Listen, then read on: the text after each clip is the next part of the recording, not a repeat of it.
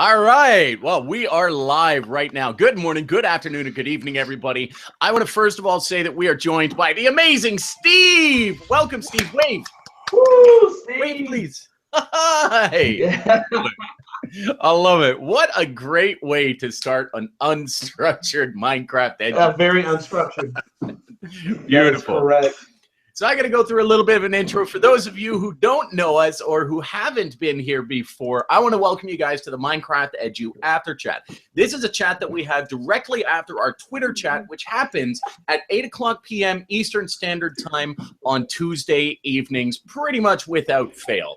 And what we do is we talk about Minecraft and education, its uses, the pedagogy behind it, the pedagogy behind how teachers are using it in their classrooms. And we share resources and ideas on various topics. Now, tonight's topic was about unstructured versus structured play. And this is a big topic of conversation in education nowadays, especially with researching game-based learning. So today we're joined by our fantastic guest host, Lucas Gillispie. We'll give him a chance to introduce himself in a quick moment. We're also joined by Mark Grundell, my co-founder, partner in crime of MinecraftEdu Twitter chat, and he will introduce himself as well. My name, of course, is Garrett Zimmer, and I don't have my tag up here, but I will get that going. Yeah. And you guys... We're so unstructured tonight. I know, right? But what can we do? So I'm Garrett Zimmer. I am one of the founders of the MinecraftEdu After Chat, and chat, I should say, on Twitter. And I am absolutely passionate about play-based learning, game-based learning, structured versus unstructured conversation. And that's about all I will say. What I'm going to do is I'm going to pass it on to Mark. Mark's going to introduce himself, and then he is also going to introduce our fantastic guest host, and he can give a few words about himself. Oh, welcome. Thank you so much for joining us tonight. Mark Grundell, 5th grade teacher of 12 years, and just love, playing with Minecraft. This was a great chat, really got my creative juices thinking about, am I too structured or am I too unstructured, and where's that balance in between? Really got me thinking about my own practice. So, Lucas, I really appreciate you bringing this topic to our chat. I'm sure it really benefited a lot of our educators using Minecraft. So, thank you. And without further ado, let's meet our co-moderator for tonight. Sure. Hey, so my name is Lucas Gillispie. I am the Director of Academic and Digital Learning for Surry County Schools in Northwestern North Carolina. I'm a lifelong gamer. Started out in the Atari 2600 days and kind of advanced in gaming from there. And taught high school science for about 7 years before moving to district level work in technology integration and technology professional development for teachers. And I've been doing game-based learning ever since I've been in this role. And have probably some of my biggest work that I've done was with World of Warcraft in school. So I wrote a year-long curriculum on using World of Warcraft in school language arts based curriculum for middle school, and did that project for several years. Then came along, here comes Minecraft, and jumped on that bandwagon early on, and have been using Minecraft heavily in the 2 school districts that I've worked in since then. So yeah, a lot of interesting games of all types, whether they're board games or and there's all kinds of things going on in my background. Or real life games. Or real life games. I have kids running around in my house. I love kids. We love kids. There they go. Yeah, so all kinds of cool things related to games and learning and working with teachers. So that's me. And that's what I do. And clearly a lot of experience coming into it. So the topic that you chose, and we all chose, I guess, but I think, we allowed you to make your choice on that, as we do with all of our hosts, was structured versus unstructured. So, question 1 was really about how do you define structured versus unstructured. It's a perfect spot to start because it's becoming a more common term, but for those who are not familiar with it, can you give us your description? And then we'll go into some of the other descriptions around the audience out there. But give us your description of structured versus unstructured learning. Well, and I think you're right. I think there's a lot of different views on that, and because it's kind of an open-ended term. So here's how I mean it, based off of my experiences with Minecraft. There are times when I'm working with educators, and one of my biggest challenges is getting educators to integrate Minecraft into their classroom practice or using it for learning.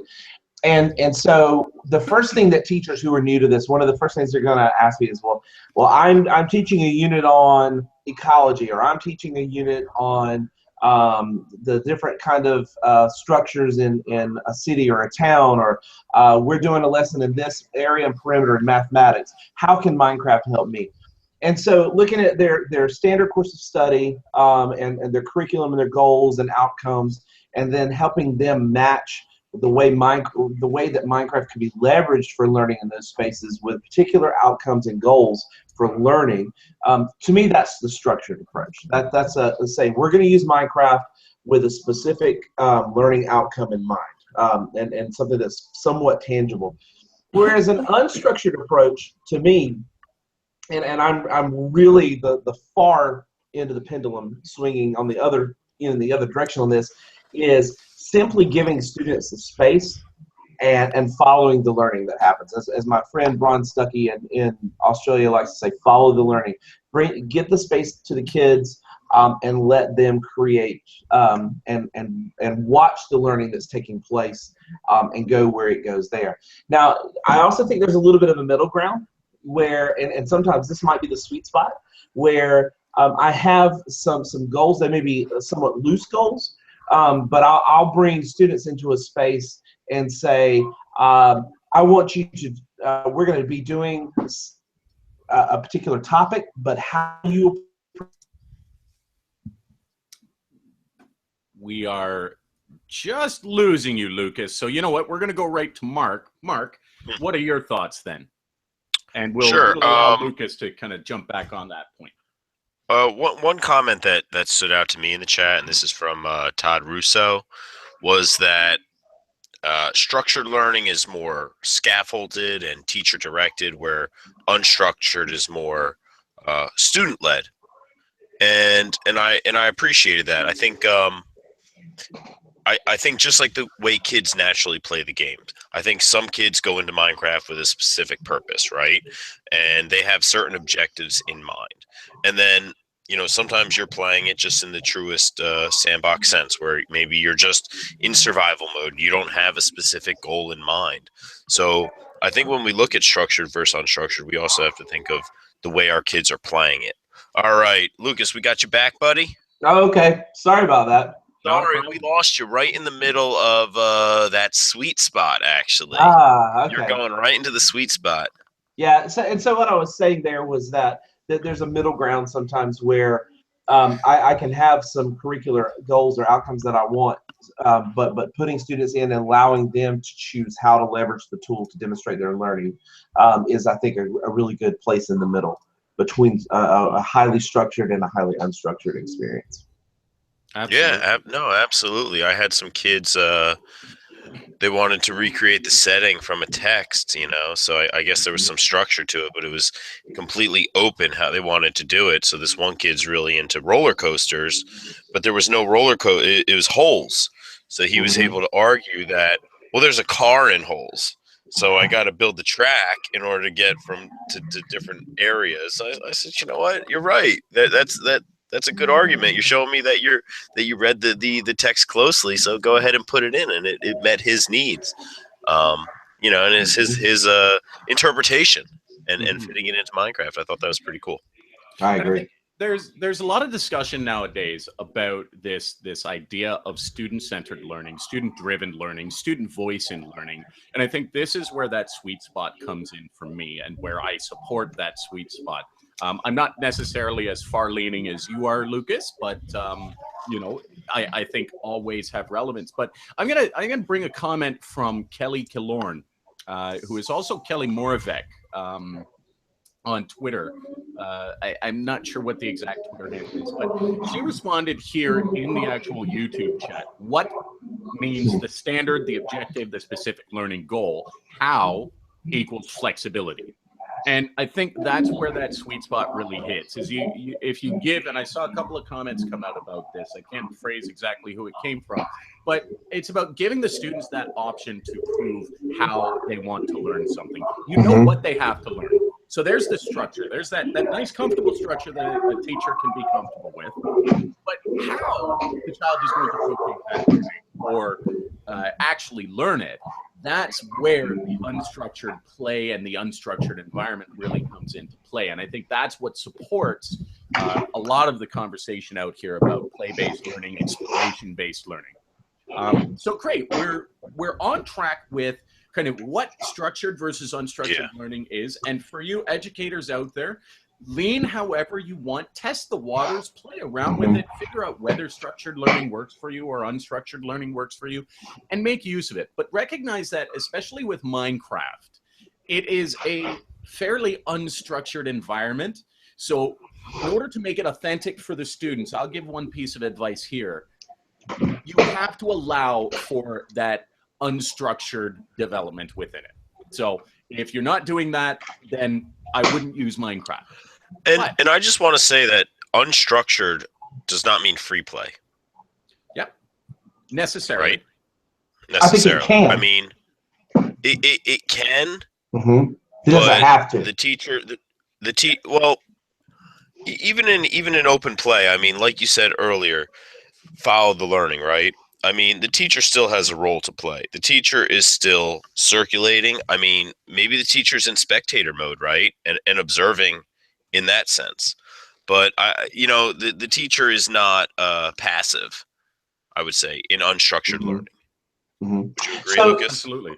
Maybe. I'm not sure. So let me give you an example, and you tell me how you think it fits into the framework of what we're kind of establishing here. So one of the things that I have done for a few years now is running for students in my district a 24/7 accessible server that's built in.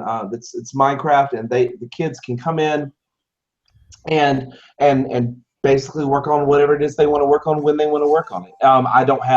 I'm not their teacher. I'm there as the adult, sort of supervising and establishing sort of the, here's our, here's the process. It's a whitelisted server, and here's the process of how you get in and that sort of thing. But other than that, they work on the projects that they want to work on. And I'm the technical side of it. So they say, well, hey, can we do this add-on? Can you put this mini game in? And I'll do research and add it if it makes sense. So how do you think that fits in?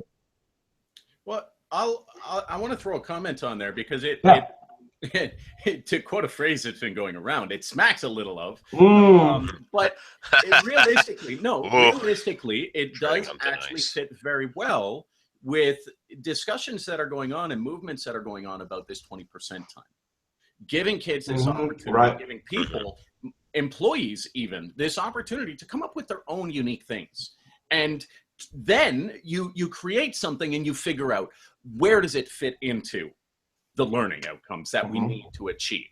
And I think there's sound evidence to support that.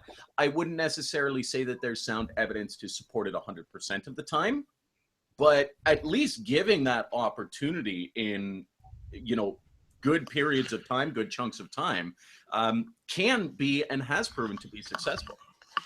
Yes, and I just want to piggyback. You said it's a 24-hour server, so I mean, kids could potentially be on it right now. It's 8 o'clock, 9 o'clock at night, right? Right. So absolutely, and this is something that's come up again and again. Kids might come to you or their teacher and say, "Hey, can you log into the server? I was in there for 2-3 hours last night, doing this thing," right? When they're not necessarily doing homework for 2 or 3 hours, but there's learning taking place, and they're practicing something, they're honing something, they're developing something. So no, absolutely, it's an interesting model. So one of my favorite stories, if I may, please, and this is one of those examples of it's sort of not to be too cliche, but if you build it, they will come kind of thing. You give them this space, and so a few years ago, I had a group of students who were very active, but they kind of got bored with vanilla Minecraft. So they said, "Hey, can we put a highly modified version of Minecraft called Tekkit?" And so Tekkit has all this crazy mechanical automated stuff. It's awesome, really cool. And I said, sure, let me do a little research and I'll get it set up. So about a week later, I went and set it up.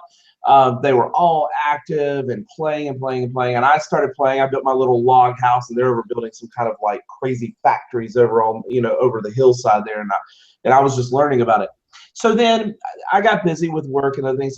And there was some time where I wasn't on the server. So I come back to the server, and I had kind of monitored, noticed that activity after about 3 or 4 weeks had just dropped off.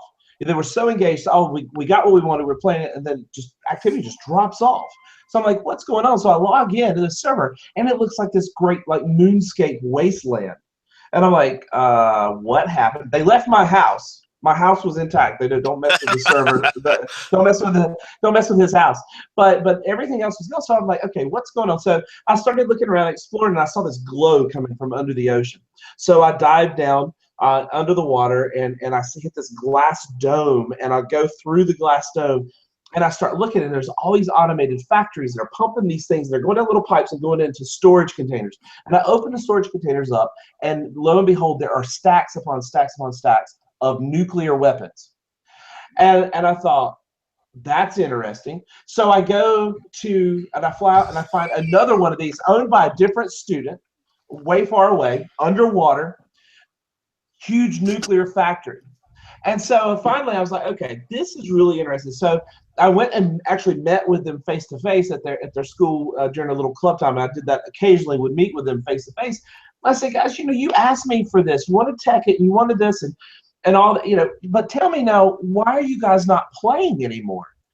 And I said, because all I see is you cranking out nukes. And I said, well, that's really what we started doing. Like we had this group of players over here, and they start cranking out nukes. We had this group of players over here, and they started cranking out nukes. And before long, it just became a race to see who had the most nukes. And it wasn't fun anymore. We didn't want to play anymore. And I thought, okay, here's a teachable moment. I was like, guys, you ever heard of the Cold War? And so we just chatted a little bit about how there was an interesting parallel between, when it gets down to it, the most powerful weapon in the game was this nuke, and that's all we could do to see who could crank out the most nukes, and we got bored of playing. And so it was just fascinating. That was a follow the learning, kind of taking advantage of the opportunity of what kind of emerged there from that interaction. Let's take off of that point. Yeah. And, because that point is very, very well tied into, just so that we can, in a structured way, move along. Sure. Move forward. I know, I'm all about structure here. But, the Q2 was what are the merits of structured versus unstructured approach. And I think we really covered the structured merits in that. I think that really, or the unstructured merits in that. I think that really gave us an understanding that, there is definite learning to be had. There are teachable moments that can be found, and kids will find those teachable moments given the opportunity to do so. And we as educators will be surprised in most cases by those teachable moments, especially because it's not tied into the curriculum that they're learning. So what about structured? And are there merits to structured, or do we want to talk more about the challenges of unstructured play? Because I look at the challenges of that level of unstructured play, and one of the big challenges is time. Oh yeah. And breadth of difference in students, right? So you may have X group of students that will come to that amazing achievement, that amazing epiphany and teachable moment. And then you have another X group of students who will not. But maybe they'll come to something else. So would perhaps that be one of the dangers, the challenges, or the issues that could come up with this is, as an educator, how do I sit in a classroom and make sure that I'm reporting to my principal, that I'm reporting to my administration, and actually getting the results on what needs to be taught? Yeah, that's a great question. Yeah, so that's a great question, and so to be clear, this is like a club. This is like an on their own time sort of thing. And if I were, so I taught high school biology for most of my teaching career, and that was one of the high pressure, high stakes tests here in North Carolina. Would I have taken just a complete, like, okay guys, today we have this 90 minutes of class period, I'm going to put you in Minecraft, go and do something cool. Absolutely not.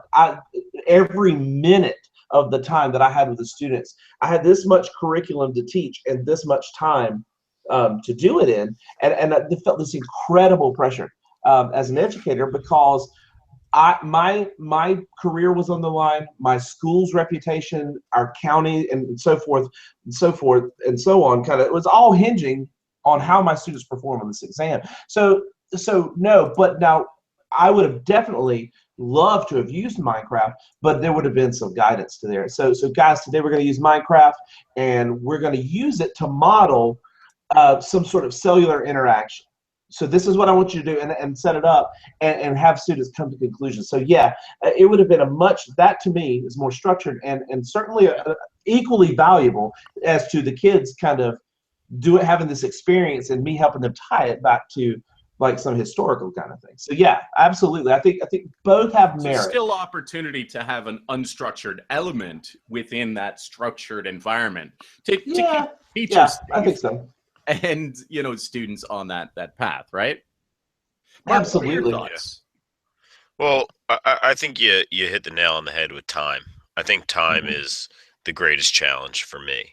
I want to give time. You're the only teacher in the world that would ever say something like that.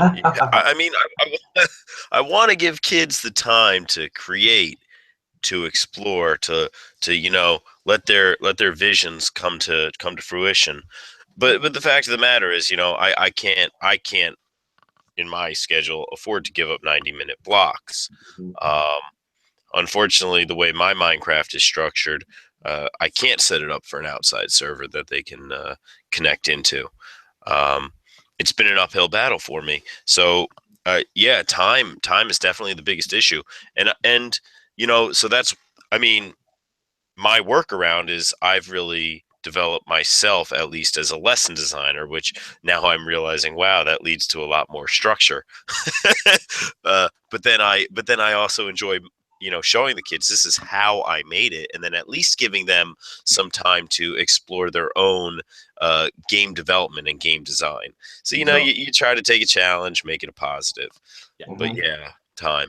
And that's an interesting point that you brought up, is there is this sort of requirement as a lesson designer to create a structure. Because you have to think about how your students are learning, especially if you're thinking about it from an individual perspective. How are my students learning individually? So you've got to consider those options, which means putting a lot of structure in. Now, I'm a game designer.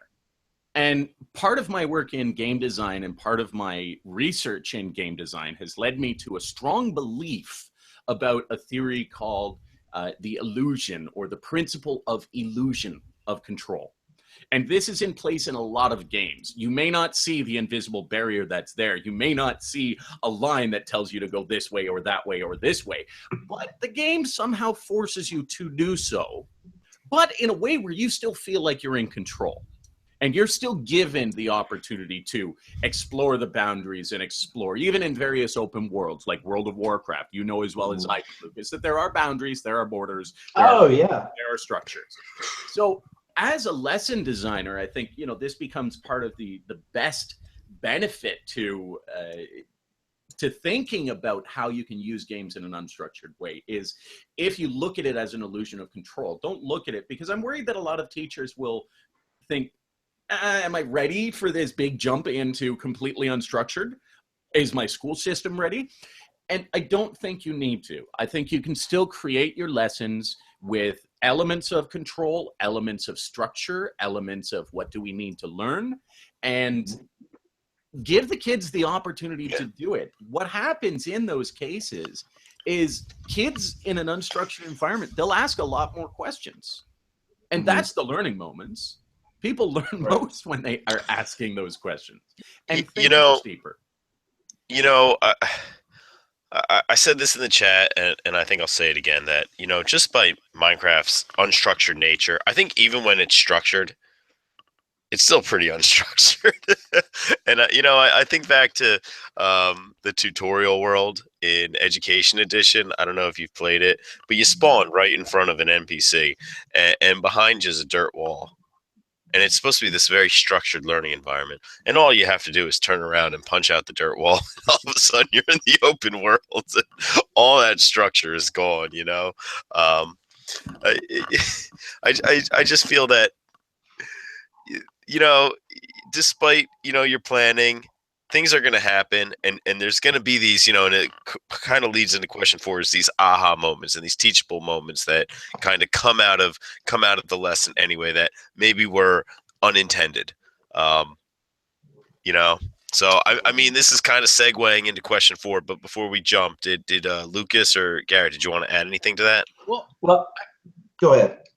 Well, I was just going to kind of add that, Kelly, again, she's following on the YouTube channel, and I want to make sure that she gets credit for that. So we're going to keep using her name. No, but she did make a very, very, very relevant point about how, the structured environment is more situated within this idea of standardized tests that I think 90% of the teachers out there are trying to get away with, not necessarily 90% of the administrators, but that's a whole different story, politics involved and everything. But the idea of standardized tests is about regurgitating specific facts. And that is this hard, deep, very structured, you have to know this, that, and this and that. That doesn't work. And especially doesn't work in Minecraft. So this structured level of play really fits more because kids do have the opportunity, as you pointed out, to do things that you wouldn't expect them to do. And in them, you get these amazing moments. Lucas, go ahead.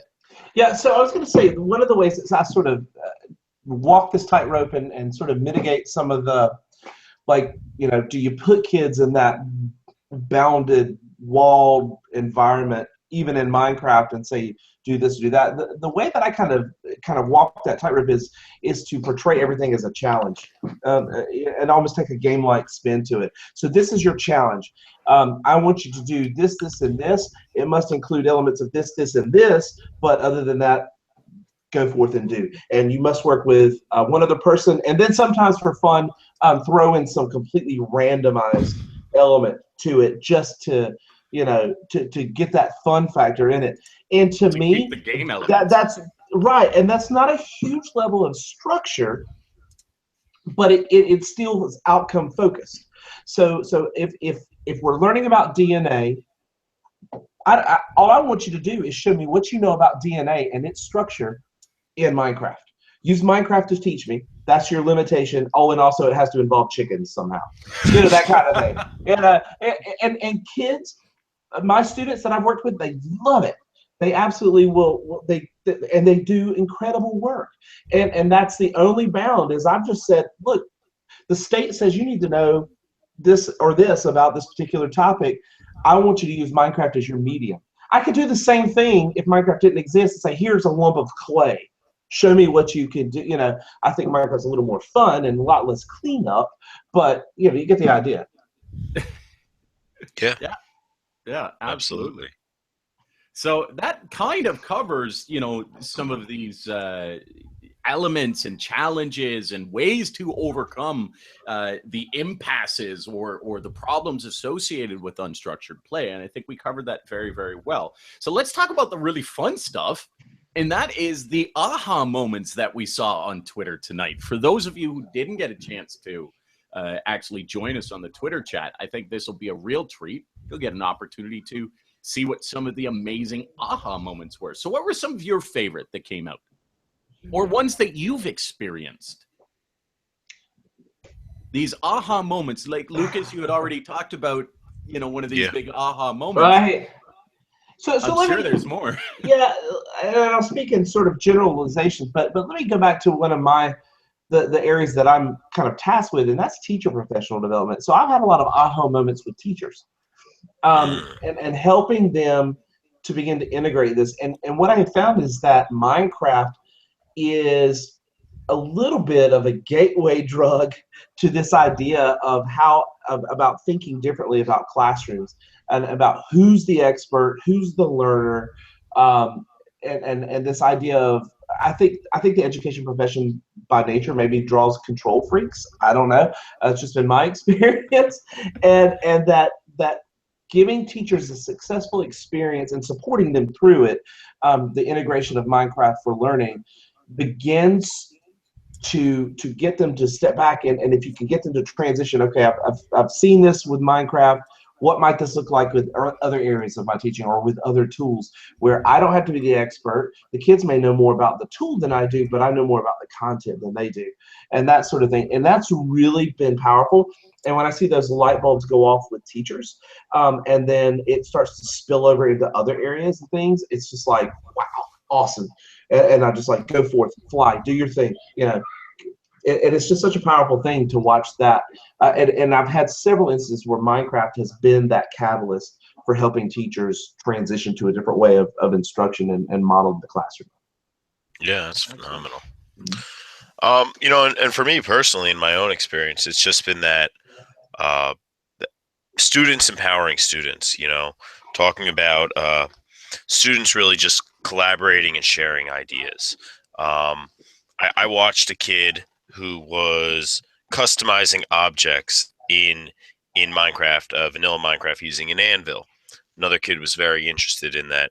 Kid walked up to him, and the kid who was doing it, he became sort of this perceived leader, expert in Minecraft, where he wasn't really, you know, he was kind of socially awkward, but he excelled in Minecraft, and he actually was able to form positive relationships where he was able to teach kids, you know, things in Minecraft, like how to name something else using an anvil. And he really came out of his shell. And you know, so just seeing these collaborative interactions that just kind of happened organically. For me, you know, you can't put that in a test, but to me that was beautiful. That was amazing, and just seeing that natural sharing of ideas. And I've seen that time and time again, where the kids, you know, they go up to each other and they share their ideas, and they bounce their ideas off each other in order to enhance whatever it is they're working on. Yeah, and when do we give kids the opportunity to do that in a traditional classroom, right? I mean, how often working on a worksheet do kids be like, hey, come, let me show you how I did this one? That never happens. But yeah, that's one of the, I think you're except right. with That's bubble letters. Kids love bubble letters. You made a Christmas tree. Oh yeah. Even when you're recommending in a typical structured classroom, when you're saying, kids, you've got to do group work. It's forced group work, and you can tell that it's not authentic group work. It's and it's not about, I don't like this person. It's just, okay, we've got to do this. We've got to get through it. You know, what was the answer? What's this? That's the discussion, the level of discussion that's going on. In Minecraft, in this unstructured environment, it becomes, oh my goodness, look at that. That is so cool. Tell me about that. And there's an interesting post that came up from Darren Johnson. And he said, watching the go, wow, what's Joey doing? Can you show me? And those situations make for teachable moments galore. And that was a NOLA teacher. And it's absolutely true. It's those moments of desire to show off learning, those moments of desire to put extra work in. To, I'm sitting in Minecraft and I need to build a castle. Oh, I don't really know what a castle should look like. So what am I going to do? I'm going to research it. Not because I was told to research a castle, but because that's what I want to do. That's how I want to build it. So you get this deeper level of critical thinking, this deeper level of showing off and working with other people. That's my biggest aha moment that I've seen from a number of educators. Yeah, it's that ownership. It's the kids don't own worksheets, right? No kid comes up to you and says, look what, you know, that's not true, but most kids don't, you know, come up and say, look at this worksheet that I spent hours on. Right. But they do with Minecraft. Right. You know, and I think it's something, I think we talked a little bit of this just before in the pre-show, but it's part of the culture of Minecraft, which is what's awesome. And that owes to the community and the awesome people who play Minecraft.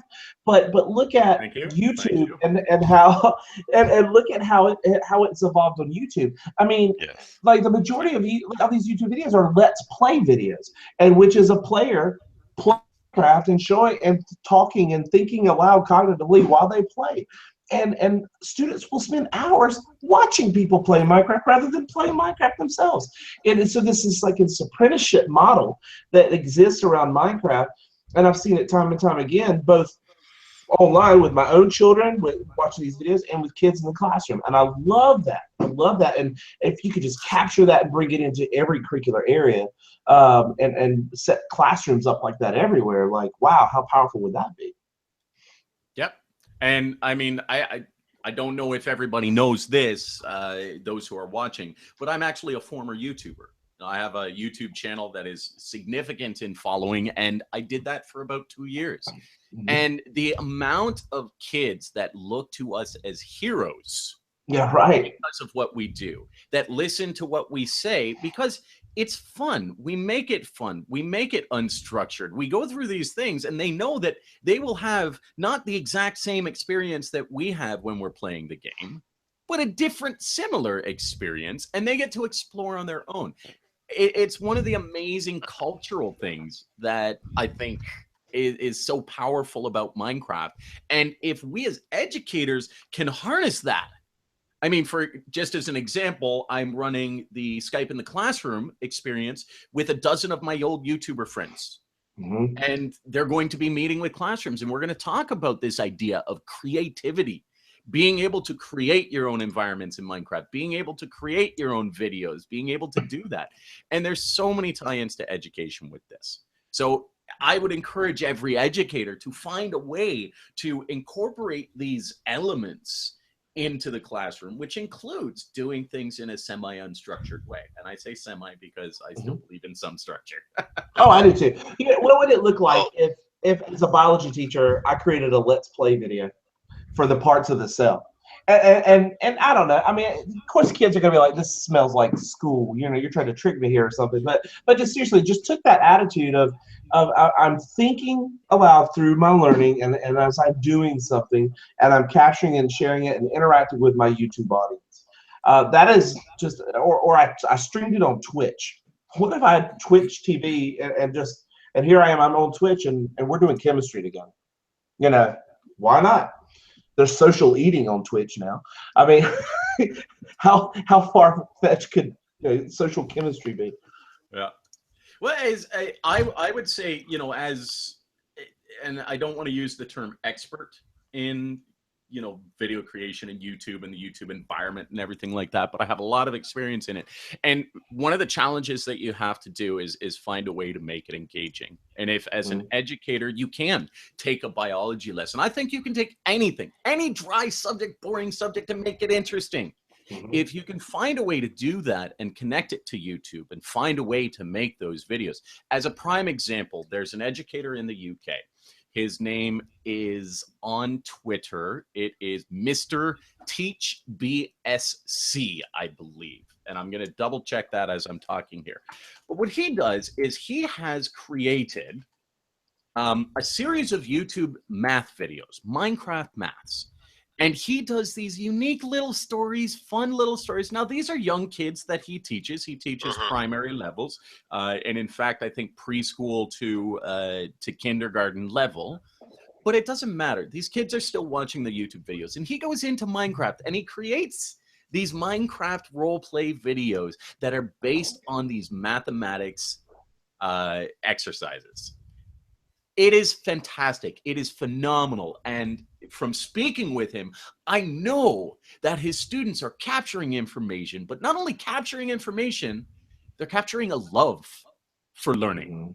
And that's where Minecraft really has its power. Not necessarily on just the YouTube side, but even on using Minecraft as an opportunity to explore or model concepts or teach in an unstructured way or learn in an unstructured way. What it's creating above and beyond just the learning that's happening is a love of learning, a feeling that when I come into classroom, I'm going to be able to enjoy what I'm learning rather than, oh God, this is another day. I got to do another. Do we have a pop quiz today? I got to do worksheets and worksheets and worksheets. And that is, for me, I think that's one of the biggest reasons why we have high school dropout rates that are skyrocketing. Yeah. Yeah. Yeah, because school's boring. Yes. Well, yeah. It was for me at any rate. Yeah. Exactly. Well, I think we shared quite a bit today. And I think that we had a fantastic time talking about structured versus unstructured learning. Do we have any final thoughts that we want to talk about? You know, Q5 was about sharing the best resources, but I'm not going to suggest that. I'm going to suggest that we don't go into talking about those resources, but rather that you guys go to Participate Learn, which is in our description down below. So when you're following this video afterwards, you can find it in the description, or you can come back to the video afterwards on my YouTube channel and you can find it under the description. And in there, you will find the link to the Participate Learn, where all of our EdChats are archived, and you can find all the wonderful resources that were shared. So that being said, Mark, Lucas, let's give you both a chance to have your final thoughts. Lucas, why don't you start us off? Final thoughts for the evening. So yeah, so I think it was a great discussion tonight. And I suggested this topic because it's something that I love. It stretches my thinking, and I hope that it stretched the thinking of the participants. I look at it as there's no right answer. I think it depends. I think the answer is it depends. It depends on what your outcomes are and what your approach is, and so many factors. But I think that there's merits to both, and I think that shows that there's a strength in the platform. That Minecraft as a platform has merit because it can be used in both ways and with great outcomes either way, depending on what it is that you want to do with it. And so that's my encouragement. If there's educators out there watching this, and you're kind of on the verge, on the edge of the cliff, you know, jump in, and don't worry so much that your students may know more about Minecraft than you do. That's perfectly fine, because it's a great opportunity to show them that you are a learner as well, that you're just a learner like they are, and you probably know more about your content area than they do, and so it's this beautiful dance that begins to happen, and I'm telling you, once you kind of start seeing your students in this light, it'll change your practice, and it's such a powerful thing. So I would encourage you to take that plunge. Yeah. Excellent. Awesome. And I'd say my big takeaway, you know, is that there needs to be a balance. You know, it's a pendulum, and you know, we don't want to swing too far one way. We don't always want to swing too far the other way. You know, it's a balance, but you know, I think however you plan your lessons, just be flexible and go with it, and you know, see where it takes you. And I mean, you know, if it takes you off that beaten path, or that structured path that you're looking for, you know, just go with it, and you know, see where the learning takes you. Lucas, you gave me a lot to think about tonight. Just a lot of reflection on my part, and I'm excited to jump in tomorrow, last day of school for the week, and play some Minecraft with my kids and see what happens.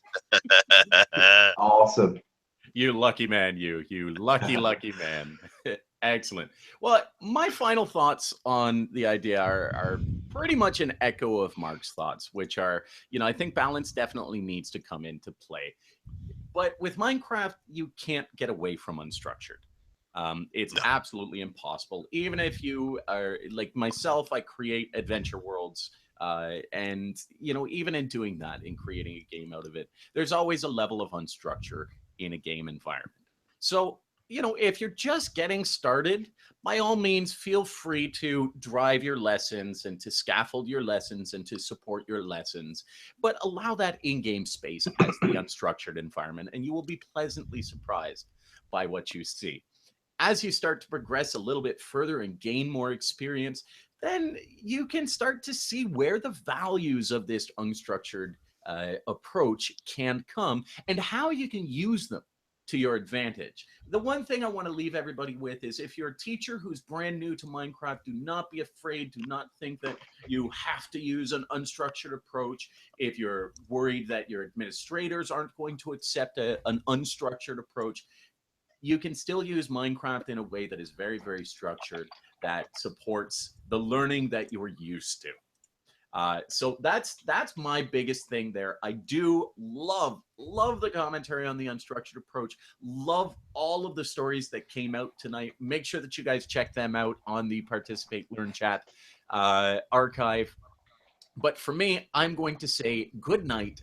Thank you very much, everybody. A big thanks to Lucas Gillispie, and you can find him at Lucas Gillispie. There you go. And a big thanks as well to our co-founder, Mark Grandel. Thank you so much, guys. Thank you. Good night. Awesome. Good night, guys. And thanks to the entire audience out there as well, especially those of you who joined us for the live stream on Twitter or on the YouTube channel and were feeding us comments. It's really nice for us to be able to kind of have that audience interaction at that time as well. So thank you very much, all. We will talk to you guys later. Actually, we will see you next week, where we are going to be joined by Jim Pike, and we are going to be talking about a particular topic that you'll have to find out on Twitter, unless, Mark, you know it off the top of your head. I think it's something about like Minecraft as an enrichment tool before, during, and after school. Something along those lines. Jim's an awesome guy. Don't miss it. That'll be great.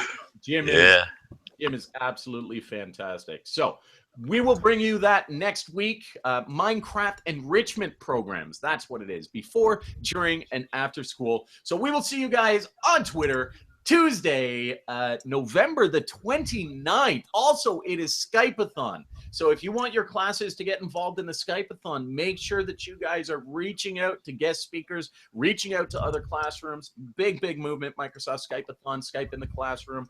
Fantastic time. Look for it on Twitter.